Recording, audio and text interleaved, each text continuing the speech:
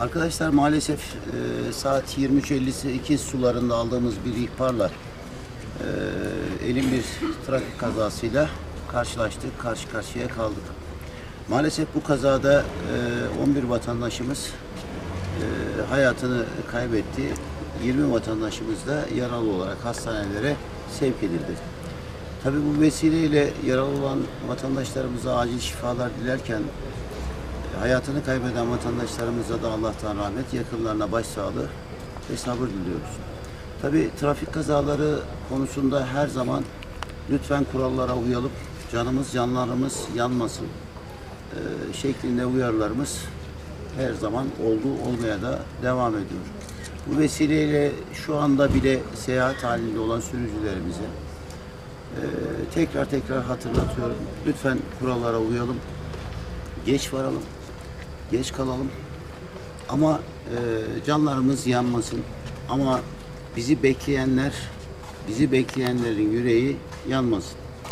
Şu anda malum Sorgun Devlet Hastanesi'ndeyiz. Yaralılarımızın çoğunluğu burada. Bir kısmı da Yozgat Şehir Hastanemizde sevk edilmiş vaziyette. İnşallah bütün uzman hekimlerimiz, arkadaşlarımız, sağlık teşkilatımız hepsi topyekün onların başında, yanı başında. İnşallah onları sağ salim iyileştirir, tedavilerini yapar, yakınlarına kavuştururuz. Tekrar başımız sağ olsun, geçmiş olsun. Yaralıların durumu nasıl efendim? Sadece iki yaralımızın durumunun ağır olduğu yönünde arkadaşlar bir bilgi verdi. Tabii bunlar ilerleyen tetkikler neticesinde daha da netleşecek.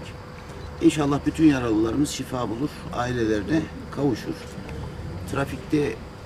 Trafik kazalarında ana konu dikkatsizliğimizden, tedbirsizliğimizden maalesef zaman zaman kuralları göz ardı etmemizden kaynaklanıyor. İnşallah tekrarı olmasın.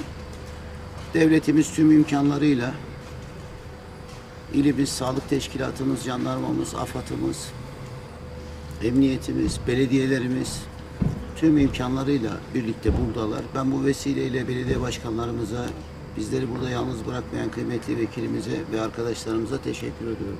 Tabii elim bir olay, acı bir olay. Hepimiz hem üzüntüsünde hem acısında hem de şokundayız. Allah tekrarını göstermesin. Kaza sebebi en çok sorulan soru.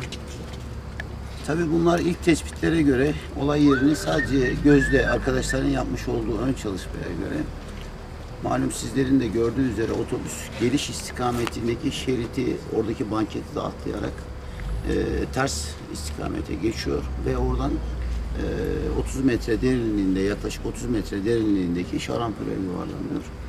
Muhtemeldir ki tabii ana sebep dikkatsizlik, tedbirsizlik diyoruz. Ama net olmamakla birlikte muhtemelen bir dalgınlık hali de olmuş olabilir. Bunlar ilerleyen saatlerde gündüz vakitinde yapılan çalışmalarla neticelenecek ve netleşecek.